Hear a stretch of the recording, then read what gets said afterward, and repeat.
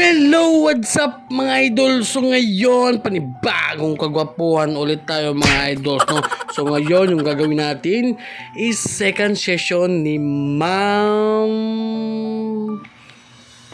Nakalimutan ko na naman talaga mga idol. You know, basta si Ma'am, yung ating ginawa ng first session, yung hindi na tapos, yung Medusa. So ngayon, gagawin natin is magsi-second session tayo, no?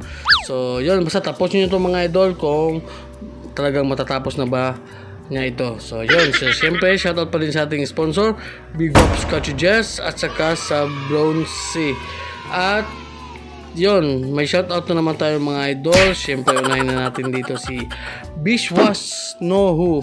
Shout out doon from Nepal. Oh, grabe, hindi ito Pinoy mga idol, so galing pa ito ng Nepal. So shoutout sa iyo idol Bishwas Nohu. At ni Rolly Kahasachwani.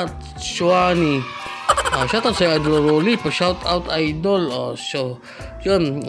Kita-kits sa dalagit idol Rolly. At ni Junjun Zail Kibati. Shoutout ta diha gidapita dolo. Shoutout na kita idol Junjun Zail Kibati.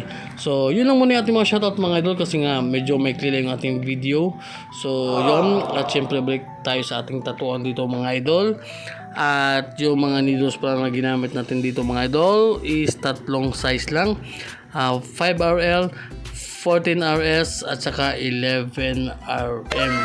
Tapos yung ating voltahe dito mga idol is naglalaro lang sa 7.0 mga idol.